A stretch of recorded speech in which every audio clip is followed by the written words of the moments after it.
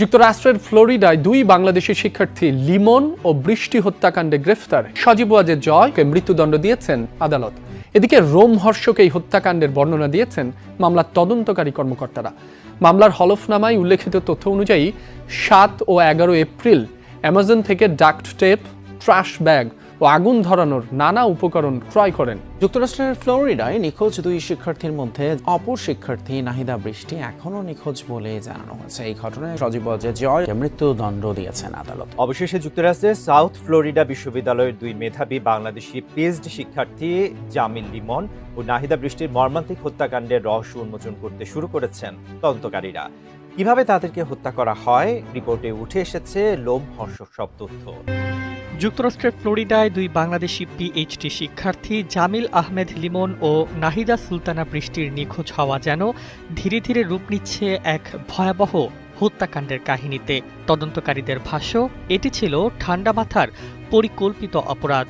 আদালতে জমা দেওয়া নথিতে উঠে এসেছে একের পর এক গা শিউরে ওঠা তথ্য। যুক্তরাষ্ট্রের ফ্লোরিডায় বাংলাদেশি দুই পিএইচডি শিক্ষার্থী জামিল আহমেদ লিমন ও নাহিদা সুলতানা বৃষ্টিকে হত্যাকাণ্ডের ঘটনার রোমহর্ষ বর্ণনা তুলে ধরেছে সংশ্লিষ্ট বিভিন্ন কর্তৃপক্ষ। 27 বছর বয়সী এই দুই শিক্ষার্থীকে সবশেষ প্রায় 2 সপ্তাহ আগে দেখা গিয়েছিল। 1 সপ্তাহ পর লিমনের মরদেহ পাওয়া যায়। বৃষ্টিকেও হত্যা করা হয়েছে বলে ধারণা তদন্তকারীদের। কতটা ভয়ঙ্কর পরিকল্পনা করে এই বাংলাদেশের দুই শিক্ষার্থী লিমন আর বৃষ্টিকে নৃশংসভাবে যুক্তরাষ্ট্রে হত্যা করেছে যে তাদেরকে মেরে ফেলার 2-1 সপ্তাহ পরেও তাদের মরদেহ এখনও উদ্ধার হয়নি। লিমনের মরদেহ উদ্ধার হলেও বৃষ্টির মরদেহ এখন পর্যন্ত পরিপূর্ণভাবে উদ্ধার হয়নি এবং এই ঘটনাকে আইয়ামে জাহিলি যুগকেও হার মানিয়ে দিবে। সুতরাং এই ইস্যু নিয়েই সজীব জয়ের মুখ থেকে এবার উঠে আসলো চাঞ্চল্যকর তথ্য যে এই বাংলাদেশি দুই শিক্ষার্থীকে ইতিপূর্বে কিভাবে মেরে ফেলার পরিকল্পনা করেছে এবং তাদেরকে মেরে ফেলার পর তাদের মরদেহ কোথায় কোথায় ফালানো হবে এবং তাদেরকে গুম করে নেওয়ার পর তাদের উপর কত প্রকারের অন্যায় অত্যাচার করেছে, এই সব চাঞ্চল্যকর তথ্য এবার উঠে আসলো সজীব জয়ের মুখ থেকে। কারণ এই সজীব জয় সে রিমান্ডের দায় স্বীকার করে স্বীকারোক্তি দিয়েছে, যেই কারণে তার সর্বোচ্চ শাস্তি হতে যাচ্ছে ফাঁসি। দর্শক, সেই বিষয়ে দেখেছেন ভিডিও শুরুতে কিছু অংশ শিরোনাম, এবার দেখবেন সম্পূর্ণ ভিডিও জুড়ে বিস্তারিত। দর্শক, এই বিষয়টা দেখার পূর্বে আপনাদের কাছে একটা অনুরোধ করব, আমাদের চ্যানেলে যারা নতুন আসছেন সাবস্ক্রাইব করে পাশে থাকা বেল আইকনটি বাজিয়ে দেবেন। দর্শক, চলুন এবার আমরা দেখব যে বাংলাদেশের দুই শিক্ষার্থী লিমন আর বৃষ্টিকে নিয়ে যে এবার এই হত্যাকাণ্ডে সজীব জয় সে রিমান্ডের দায় স্বীকার করে স্বীকারোক্তি দিয়েছে এবং তারই মুখ থেকে উঠে আসছে এবার চাঞ্চল্যকর তথ্য। আমরা এই বিষয়টা দেখব। এই বিষয়টা দেখার পূর্বে প্রথমে একটু দেখব যে এই বাংলাদেশের দুই শিক্ষার্থী লিমন আর বৃষ্টি তাদেরকে যে ইতিপূর্বেও মারার পরিকল্পনা ছিল এবং সেই পরিকল্পনা কে কে করেছে আর এই পরিকল্পনার মূল মাস্টার মাইন্ড কে, আমরা এই বিষয়টা প্রথমে দেখে তারপর অন্য বিষয়টা দেখব।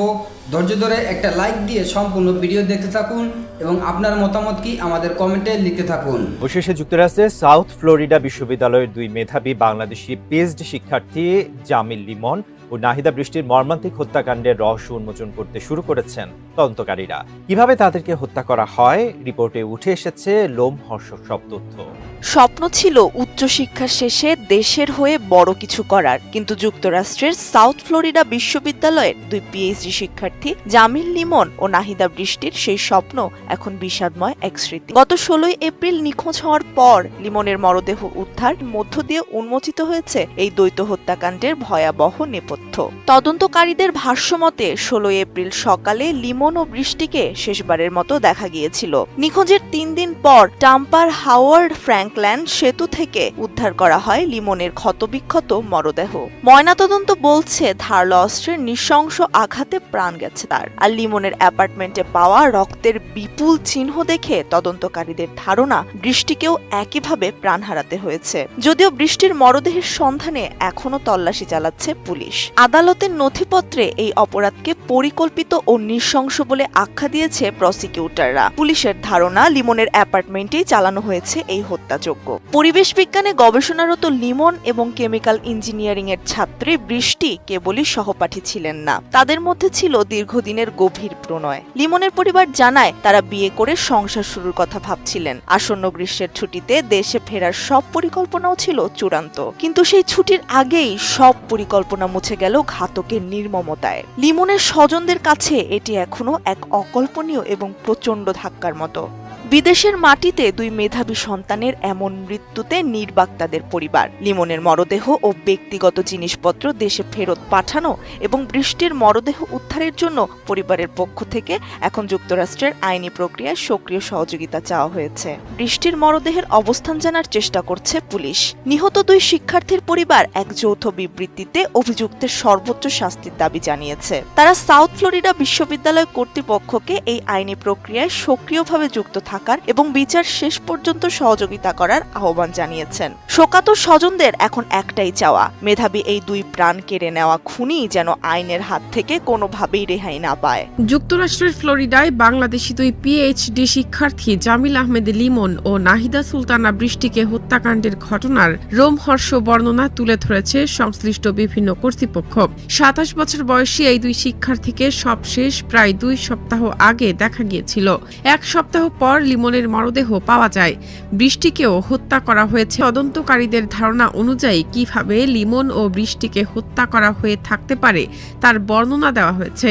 পাশাপাশি দুই শিক্ষার্থী নিখোঁজ হওয়ার সময় তাদের ও সন্দেহভাজন আসামির কর্মকাণ্ডের বিবরণও তুলে ধরা হয়েছে। 16 এপ্রিল লিমন বৃষ্টির সঙ্গে শেষ যোগাযোগ। হিলসবরো কাউন্টি আদালতে সরকারি আইনজীবীদের করা আবেদনে বলা হয়েছে 16 এপ্রিলও বন্ধু বান্ধবদের সঙ্গে যোগাযোগ ছিল লিমন ও বৃষ্টির। দুইজন নিজেদের মধ্যেও অল্প সময়ের জন্য ফোনালাপ করেছিলেন, তবে এর পরে তাদের আর খোঁজ পাওয়া যায়নি। আদালতে করা আবেদনে বলা হয়েছে সিসিটিভি ফুটেজে 16 এপ্রিল দিনের মাঝামাঝি সময়ে বৃষ্টিকে ইউনিভার্সিটি অব সাউথ ফ্লোরিডার ক্যাম্পাসে হাঁটাচলা করতে দেখা যায়। সেদিন সন্ধ্যায় তার চশমা নেওয়ার জন্য এক বন্ধুর সঙ্গে দেখা করার কথা ছিল, তবে বৃষ্টি যাননি। এমনকি ওই বন্ধু তাকে ফোন করলেও তিনি তা ধরেননি। লিমনের মুঠোফোনের অবস্থান অনুযায়ী সেদিন সন্ধ্যা 7:43 দিকে ফ্লোরিডার ক্লিয়ার ওয়াটার এলাকায় গিয়েছিলেন তিনি। এর আগে তার আবাসস্থল ও ক্যাম্পাসের কাছাকাছি তার মুঠোফোনের অবস্থান দেখা যায়। লিমনের বসবাসের স্থান থেকে ক্লিয়ার ওয়াটারের দূরত্ব মোটামুটি 32 মাইল। আইনজীবীরা বলেছেন লিমনের মুঠোফোনের অবস্থান ক্লিয়ার ওয়াটারে দেখানোর 10 মিনিটের মধ্যে ওই এলাকায় যেতে দেখা যায় সাদা রঙের হুন্দাই জেনেসিস G80 মডেলের গাড়িটিকে। মুঠোফোন ও গাড়ি চলাচলের তথ্য অনুযায়ী সে রাতে লিমনের মুঠোফোনের অবস্থানের মধ্যে মিল ছিল। রাত 10:30টার দিকে সিভিএস নামে ওষুধ ও খুচরা পণ্য বিক্রেতা প্রতিষ্ঠানে মুঠোফোন থেকে আবর্জনা রাখার ব্যাগ, খড় পরিষ্কার করার লাইজল, দুর্গন্ধনাশক ফেব্রিজ ও অন্য কিছু পণ্যের অর্ডার করা হয়। প্রায় আধা ঘন্টা পর তাদের অ্যাপার্টমেন্টের দরজায় পণ্যগুলো পৌঁছে দেয় সরবরাহ সেবা প্রতিষ্ঠান ডোরড্যাশ। আদালতে করা আবেদন অনুযায়ী লিমন ও আবু গর্বের অন্য একজন রুমমেট দেখতে পান একটি চাকাওয়ালা ট্রলি ব্যবহার করে তার ঘর থেকে কিছু কার্ডবোর্ড বাক্স অ্যাপার্টমেন্ট কমপ্লেক্সের ময়লা ফেলার স্থানের দিকে নিয়ে যাচ্ছেন। 23 এপ্রিল তল্লাশি অভিযান। তদন্তকারীরা একটি ময়লা ফেলার স্থানে তল্লাশি চালান। সেখানে তারা রক্ত মাখা একটি কালো রঙের ফ্লোর ম্যাট, বৃষ্টির মুঠোফোনের কভার এবং লিমনের মানিব্যাগ, চশমা ও রক্ত মাখা পোশাক খুঁজে পান। হলফনামায় বলা হয়েছে, প্রথমে তিনি গোয়েন্দাদের বলেন ওই দুজন কখনোই তার গাড়িতে ওঠেননি। তিনি নিজেও ক্লিয়ার ওয়াটার এলাকায় যাননি। কিন্তু যখন এর গাড়ি ক্লিয়ার ওয়াটারে থাকার প্রমাণ দেখানো হয় তখন তিনি দাবি করেন যে তিনি সেখানে মাছ ধরার জায়গা খুঁজতে গিয়েছিলেন। পরে তিনি আবারও কথা বদলে গোয়েন্দাদের বলেন লিমন তার বান্ধবী সহ ক্লিয়ার ওয়াটারে পৌঁছে দেওয়ার জন্য অনুরোধ করেছিলেন। 24 এপ্রিল খোঁজ পাওয়া গেল লিমনের মরদেহের। আদালতে করা আবেদন অনুযায়ী হাওয়ার্ড ফ্র্যাঙ্কল্যান্ড সেতুতে তল্লাশি চালিয়ে কালো রঙের একটি আবর্জনার ব্যাগ খুঁজে পান গোয়েন্দারা। ফোনের তথ্য অনুযায়ী 17 এপ্রিল ওই জায়গাতে থেমেছিলেন তিনি। সরকারি কৌশলীরা বলছেন আবর্জনার ওই ব্যাগ বিছানার নিচে পাওয়া ব্যাগগুলোর মতো। আদালতে করা আবেদনে তারা আরও বলেছেন সেতুতে পাওয়া ব্যাগের ভেতর থেকে একজন পুরুষের দেহাবশেষ উদ্ধার করা হয়। সেগুলো লিমনের বলে শনাক্ত করা হয়। আদালতে করা আবেদনে লিমনের মৃত্যুকে হত্যাকাণ্ড হিসেবে উল্লেখ করা হয়েছে। সেখানে বলা হয়েছে, লিমনের শরীরে ধারালো অস্ত্রের একাধিক আঘাত পাওয়া গেছে। এছাড়া চিকিৎসা সংক্রান্ত পর্যবেক্ষকের প্রতিবেদন অনুযায়ী তার শরীরে অনেক আঘাতের মধ্যে একটি হলো কোমরের নিচের দিকে একটি গভীর ছুরিকাঘাত, সেটি তার যকৃত ফুটো করে দিয়েছিল। জামিল লিমনের মরদেহ দেশে আনার প্রক্রিয়া শুরু হয়েছে বলে জানিয়েছেন ওয়াশিংটনে। ধন্যবাদ এতক্ষণ সাথে জন্য। দর্শক, আজকের ভিডিও এ পর্যন্ত। নতুন কোনো ভিডিওতে কথা হবে নতুন কোনো বিষয় নিয়ে। ততক্ষণ ভালো থাকবেন, সাথে থাকবেন। আসসালামু আলাইকুম, আল্লাহ হাফেজ।